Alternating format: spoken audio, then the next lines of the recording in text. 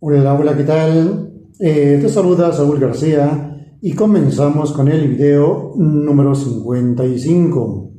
En este video te voy a platicar sobre las principales funciones que tienen los notarios públicos cuando suscriben documentos, dan fe o realizan actos o certificaciones en asuntos agrarios. Porque si bien es cierto que los notarios públicos del Estado mexicano están facultados para dar fe, suscribir documentos, certificar o realizar actos que tengan que ver con asuntos civiles o familiares, también lo cierto es que los notarios públicos tienen gran importancia en asuntos agrarios. Por ejemplo, como lo disponen los artículos 17, 23, 56, 80 y demás relativos de la ley agraria,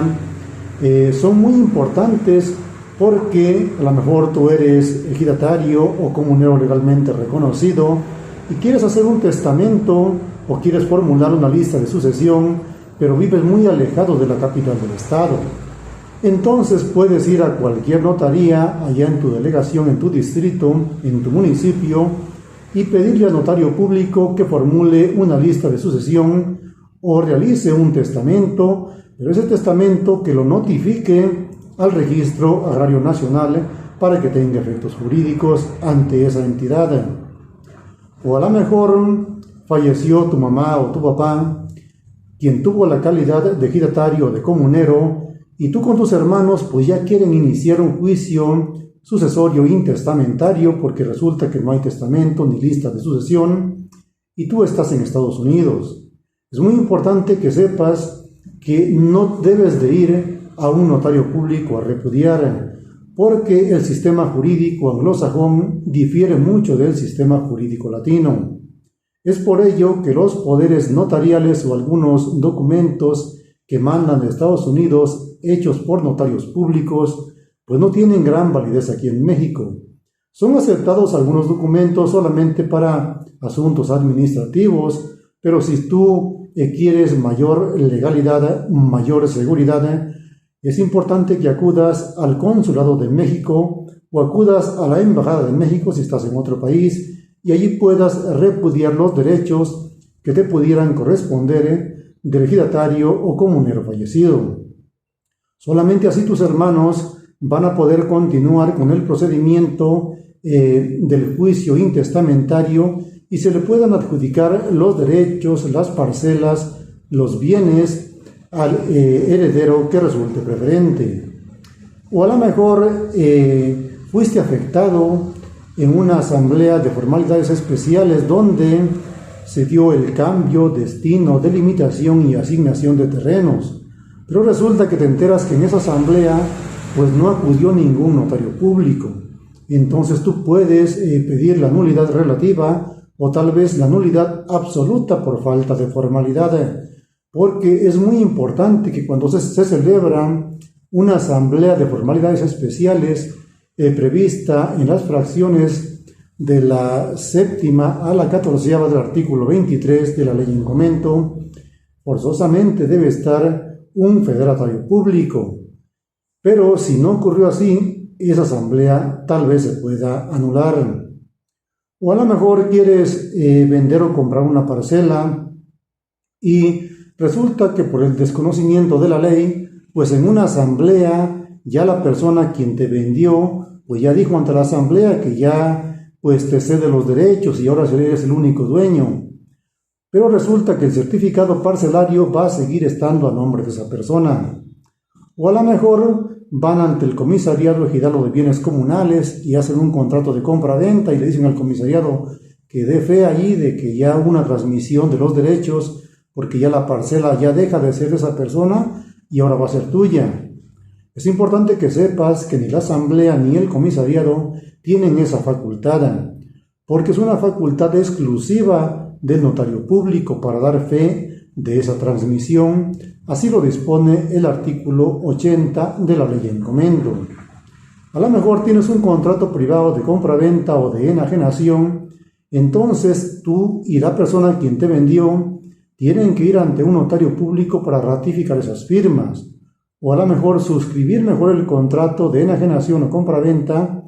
allá ante la fe de un notario público. Solamente así tendrá validez, porque cuando lleves ese contrato a inscribir al Registro Agrario Nacional y pidas la cancelación del certificado parcelario de la persona a quien te vendió y que te expidan un certificado parcelario a tu nombre, entonces te va a calificar de positivo el Registro Agrario Nacional ese contrato. Pero si no lleva la fe pública de un notario público, ese contrato no te va a servir y la parcela va a seguir estando a nombre de la persona a quien te vendió. O a lo mejor estás en un pleito allá en el Tribunal Agrario con otra persona sobre un terreno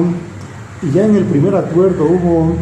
pues el decreto de una diligencia precautoria y esa persona pues ves que empieza a construir o continúa construyendo una casa ahí en el terreno a pesar de que tiene una diligencia precautoria. Entonces tú puedes pedir la fe de un notario público para que vaya a ese lugar y certifique que siendo las tantas horas del mes y día y año, pues tiene a la vista la construcción de una casa en obra negra o algunos datos específicos, y cuando esa persona, si tú ganas el juicio, tienes una sentencia favorable y esa persona te quiera reclamar lo que vale la casa, pues no va a poder hacerlo, no va a tener ningún derecho porque el notario público ya dio fe de que esa persona continuaba construyendo a pesar de que había una diligencia precautoria. Entonces ahí se aplica el principio general de derecho que dice que lo accesorio sigue la suerte de lo principal y esa persona no te va a poder reclamar lo que construyó ni algún bien distinto a la tierra.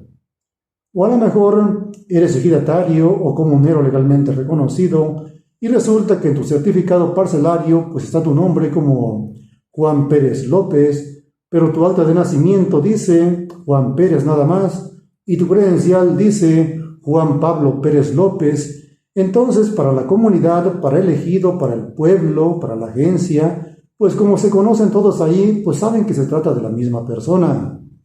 Pero en un juicio ante el Tribunal Agrario o un trámite administrativo, pues se trata de personas distintas. Entonces, si estás en ese supuesto, pues puedes ir también ante un notario público, llevar los documentos que has utilizado con diferentes nombres y llevar 2 testigos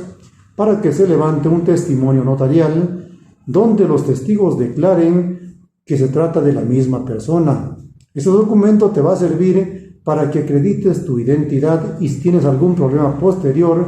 te va a servir porque tiene fe pública. O a lo mejor compraste un terreno allá en la zona de uso común y tienes incertidumbre de que los hermanos, algún familiar, el papá de la persona a quien te vendió, pues te lo reclame, o a lo mejor la asamblea o el comisariado. ¿Qué tienes que hacer entonces? Es que debes de decirle a la persona a quien te está vendiendo que vayan ante un notario público y ante el notario público le entregues esa cantidad, a lo mejor 200,000, 500,000 pesos, que le entregues ante la fe de un notario público, porque si tienes algún problema posterior con ese terreno, te lo quieren quitar, vas a poder recuperar tu dinero. Porque si a lo mejor hacen un recibo sencillo ante una hoja de cuaderno, nada más allí, pues es un documento muy simple, un documento privado muy simple que no tiene muchos efectos legales. Entonces, si tú presentas en ese juicio un recibo que esté certificado ante la fe de un notario público, ese sí es una prueba plena. Es muy importante que sepas que los notarios públicos pues tienen muchas funciones en asuntos agrarios. Nos vemos en el siguiente video.